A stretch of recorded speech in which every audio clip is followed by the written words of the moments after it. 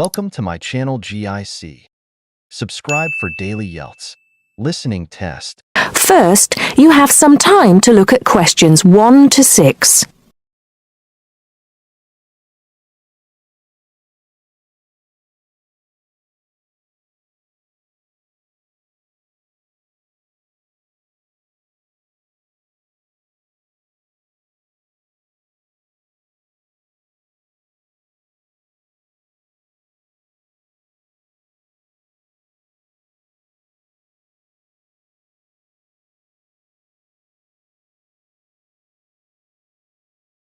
Listen carefully and answer questions 1 to 6. Laverton Arts Centre. How can I help you? Hello. I've been to the Arts Centre a few times recently, and I understand you have this scheme for regular visitors. The Friends of Laverton Arts Centre. Yes, that's right. I wonder if you could tell me a little about it. I mean, how much it costs and what benefits it offers, things like that. Certainly. Well, first of all, the good news is that we've recently changed the scheme. It used to cost £15 a year, but now it's free. All you have to do is fill in an application form. You can either come to the Arts Centre and do that here, or you can go to our website and apply online. And so what are the benefits of joining? There are actually quite a few. As a friend of Laverton Arts Centre, you'll receive a newsletter every 3 months with information on all the forthcoming events. That sounds useful. You also get priority booking for shows and concerts in the main theatre. Can you explain how that works exactly? Yes. What that means is that when tickets go on sale, for the first 2 days they're only available to friends of the Arts Centre. So, as long as you book early, you can make sure you get seats. Great! Do you ever offer discounts to friends of the centre? Under the old system, when you had to pay to be a member, we did. Under the new system, there won't be any discounts for shows in the main theatre or films at the Arts Cinema. Having said that, we will be offering some discounts to members for performances in the small theatre. There'll be information about this in each issue of the newsletter. I suppose I can find that information online as well, can I? Absolutely. Actually, we're redoing our website at the moment. Right now, there actually isn't a special section for Friends of the Arts Centre on the website. Once the site's been redesigned, there will be. You'll be able to put in your username and password and enter a special section just for you. It sounds excellent.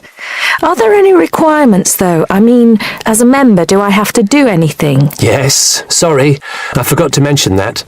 There are no formal requirements at all, though obviously we have this scheme to encourage people to attend events here regularly. So, we ask that you attend at least 4 events a year, whatever they are, if you possibly can. Nobody's going to count, though, and it's totally up to you. That sounds fair enough. Before you hear the rest of the conversation, you have some time to look at questions 7 to 10.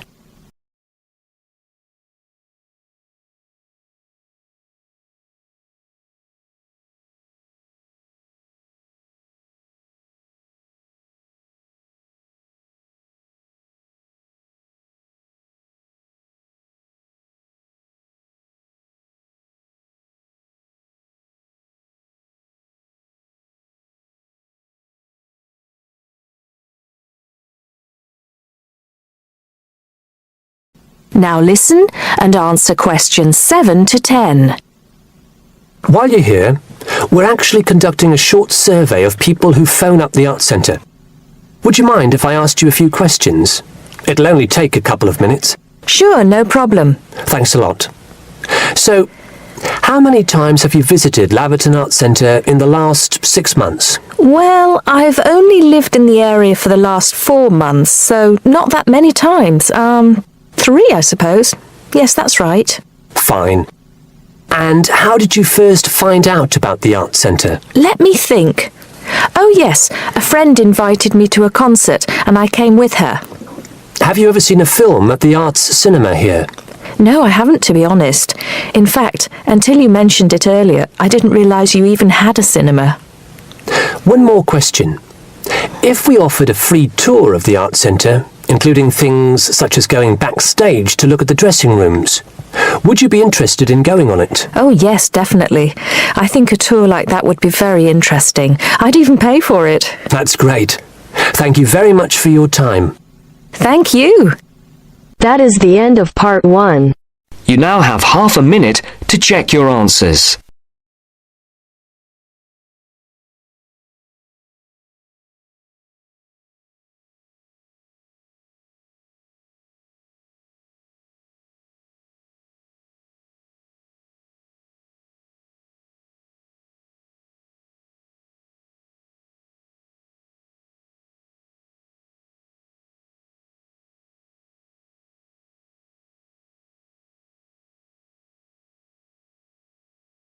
Now turns to part 2. Part 2. First, you have some time to look at questions 11 to 16.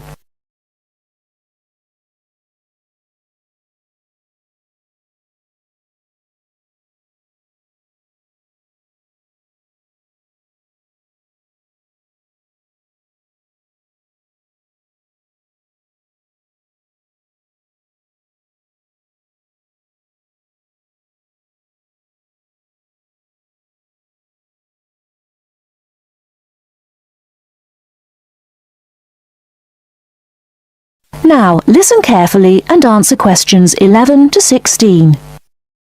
Hi, Joanna. What's the matter? You look a bit depressed. Hi, Kamal. I've just been reading this article in the newspaper about how difficult it is for sociology students to get a job after they graduate. They always want people with work experience. How do you get work experience if they won't give you a job? It's an impossible situation. Yes, I know. It's a real problem. And the article says that some people spend a year or more living at home, doing unpaid voluntary work just to get something to put on their CVs. Really boring stuff like photocopying and addressing envelopes. I don't want to do anything like that. I want a real job. It's the elections for the Students' Union committee posts next month here at the university. All the positions are up for election. Academic officer, sports officer... What's your point? And the position of equal opportunities officer is coming up for election. I'm still not sure what you're getting at. Why don't you stand for it? The post starts in June. You're well known at the university, and I think you would be good at it. Equal opportunities officer? That sounds great. Isn't that the Students' Union officer who promotes equality within the university? Yes, that's right. They raise awareness of equal opportunities for everyone in the university and promote the issue around campus. I'd love to do something for women on campus, but what about my studies? It's a paid sabbatical post. Sabbatical? Yes. That means you take a year off and then start your studies again. Meanwhile, you get really good work experience and you can earn money at the same time. That sounds really interesting, but how do I get elected? You go to the Students' Union, fill in an application form and just give it to the union. Then, I guess, you need to put together a manifesto and try to get people to support you. I'll help you with your campaign, and I'll help you with publicity materials like posters, photo notice boards, and leaflets to hand out to everyone. It sounds really exciting. What exactly does the Equal Opportunities Officer do? I'm not really sure. Let's have a look at the Students' Union website. There it is. The Equal Opportunities Officer is responsible for anything which concerns women and equal rights, and is responsible to the Students' Union Executive Committee for making sure that any racism or sexism is dealt with. Students' Union officers have to be available for students to talk about any problems they have and try to help them. I would love that part of the job, giving help and advice to students. The whole reason I want to work in social services is to help people. That would be very good experience. It's a big responsibility too. It also says that you're in charge of a budget and you would be responsible for managing a team of people. It's good experience for a management position in the future. Now I'm getting really excited. What about the day-to-day responsibilities? It says here that the Equal Opportunities Officer acts on any health and safety issues. The Equal Opportunities Officer represents all the students on university committees like the Safety Committee and the Equal Opportunities Committee. Lots of meetings then. I don't think I would enjoy all those meetings quite so much. My first aid certificate might be useful for safety issues. Very useful. And you would supervise the running of the creche, make sure that students with young children have access to childcare, that sort of thing. Oh look, the Equal Opportunities Officer also has responsibility for the university bus service. Perhaps I could even get it to run on time. No, don't be too ambitious. We have to get you elected first. Let's take a walk to the union office. Maybe we can meet the Equal Opportunities Officer and talk to her about the job. Great, let's go. Before you hear the rest of the talk, you have some time to look at questions 17 to 20.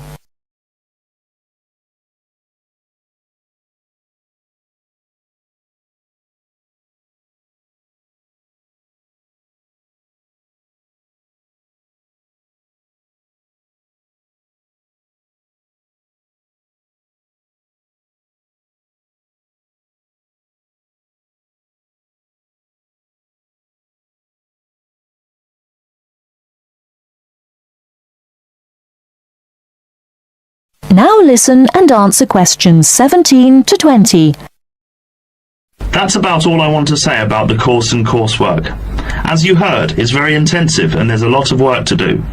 So, how to deal with all the work? It's really important to make sure you have good study skills. It makes the difference between failing, just passing, or doing well on any course. There are workshops given by student service counsellors on study skills. But I just want to put you in the picture with a quick overview of useful study skills. There are 5 points I want to make here. The main thing is to get organised. The first thing you need to do, as soon as you get your timetable and reading list, is to draw up a plan of study. Time management is what all students are bad at. Unfortunately, it's what they need to be very good at.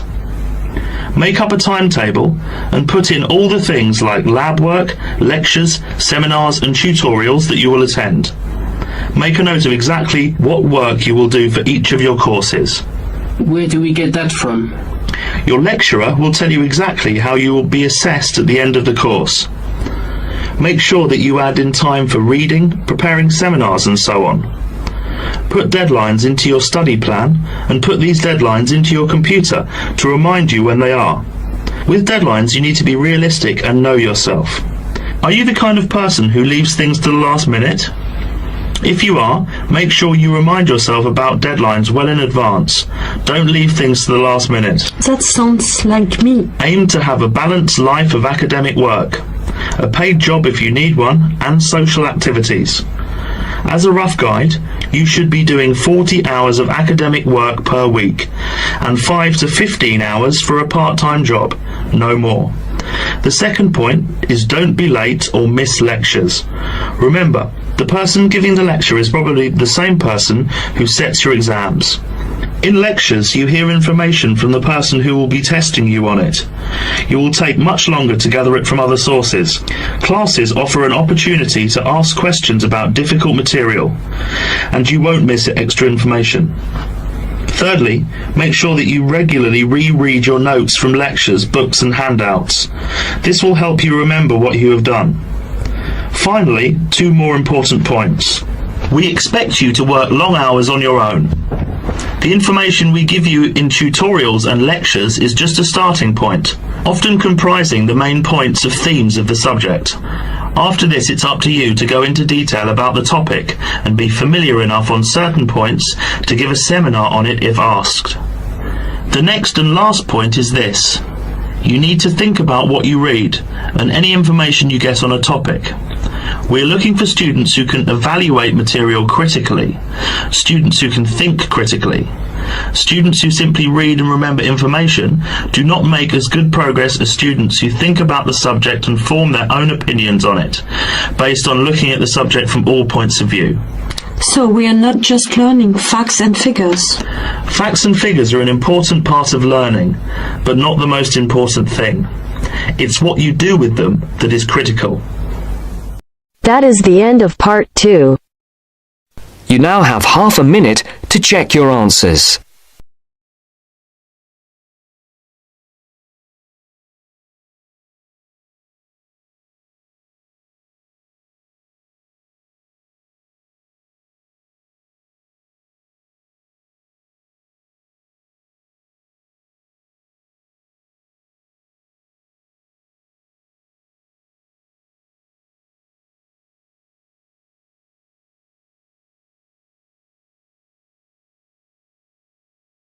Now turns to part 3. Part 3. You will hear two geography students, Jack and Katie, talking about a field trip to Kenya in Africa. First, you have some time to look at questions 21 to 24.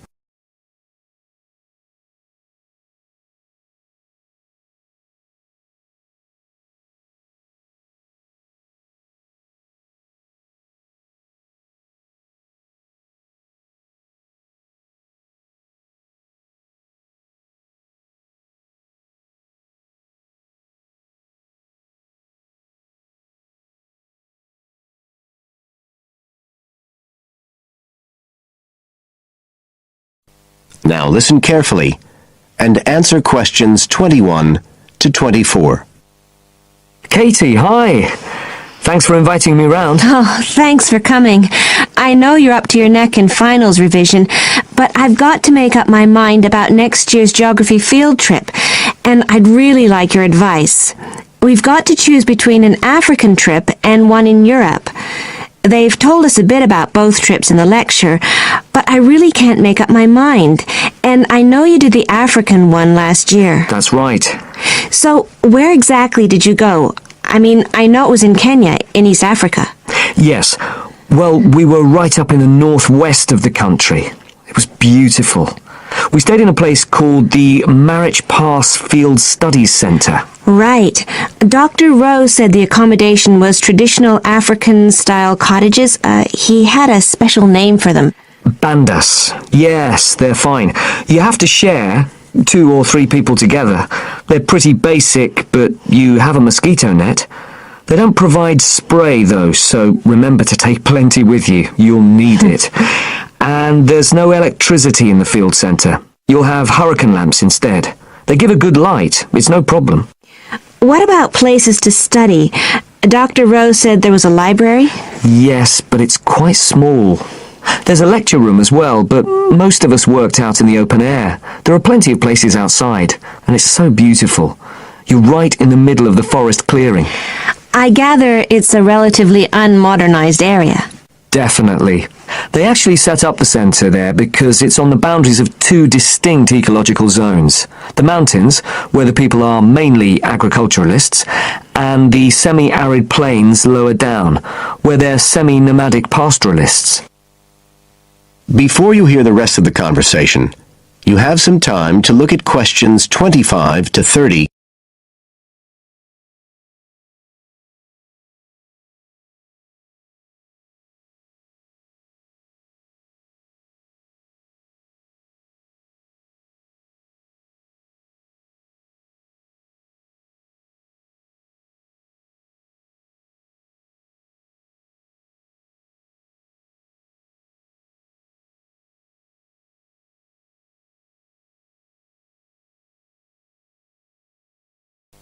Now listen and answer questions 25 to 30. So, how much chance did you get to meet the local people there?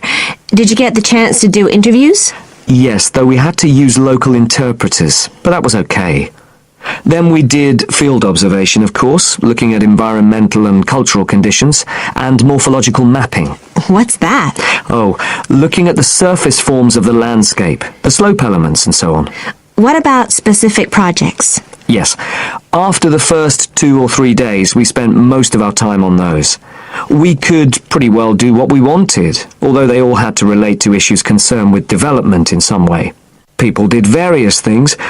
Some were based on social and cultural topics, like the effect of education on the aspirations of young people, and some did more physical process-based studies, looking at things like soil erosion.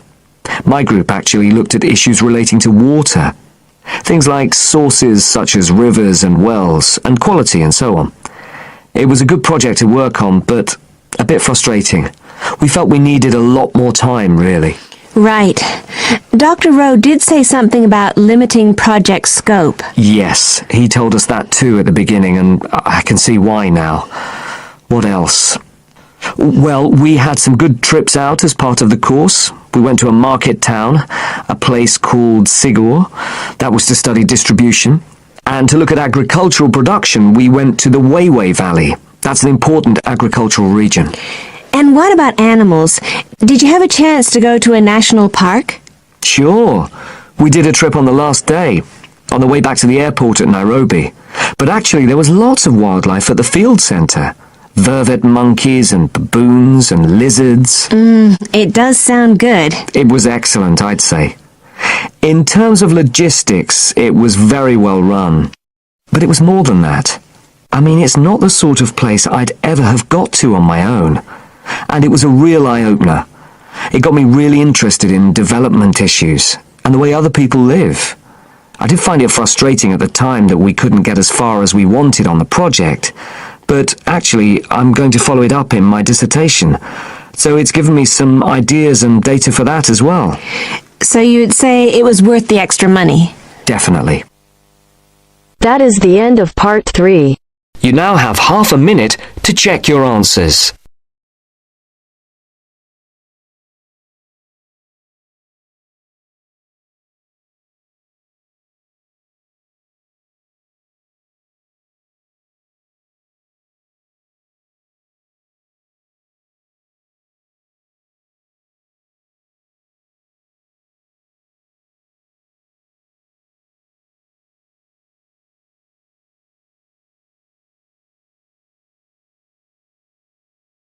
Now turns to part 4. Part 4. Listen to the following talk between two friends. First, you have some time to look at questions 31 to 40.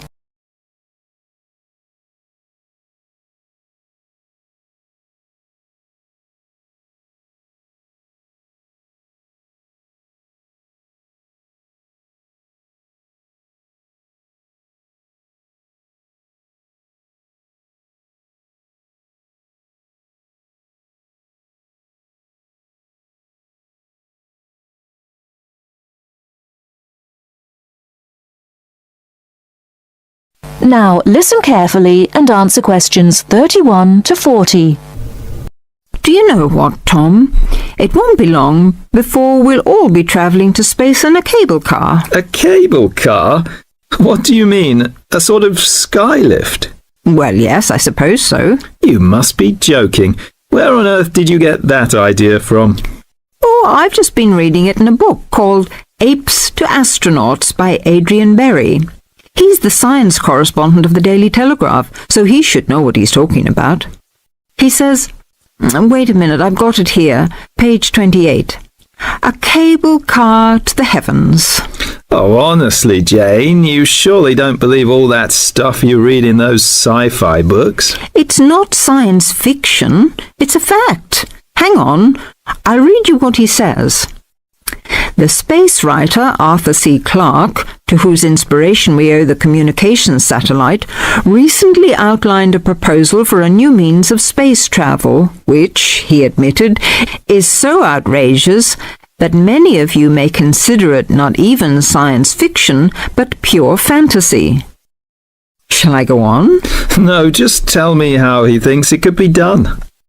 Well, it sounds quite simple, really. One end of a cable, 23,000 miles long. How long? 23,000 miles. Do listen. One end of a cable, 23,000 miles long, would be attached to a point on the Earth's equator, and the other to a satellite in geostationary orbit. So? The cable would be absolutely tight between the 2 points, and the elevator would travel up and down, carrying people and freight. According to Arthur Clarke, it's the only way to travel in space without using rocket engines, which would make it much more economical. I wonder if it would be more comfortable. It sounds pretty uncomfortable to me. and heaven knows what speed it'd be travelling at. What would happen if the cable broke? Oh, he explains all that. Apparently, the most likely place for it to break would be at or near the ground. And if that happened, it wouldn't fall down, it would fall upwards. Upwards? Yes, I suppose it would. Yes, sounds funny, doesn't it? Something falling upwards. Anyway, it wouldn't matter too much either if the cable broke away from the high end. It'd remain rigid until it could be reattached to the satellite. I don't quite see why. Well, it would be the pull of gravity from above. Anyway, who'd want to be stuck in an elevator attached to a rigid cable thousands of miles up in space? I suppose he doesn't say what would happen if it broke in the middle. Actually, he does.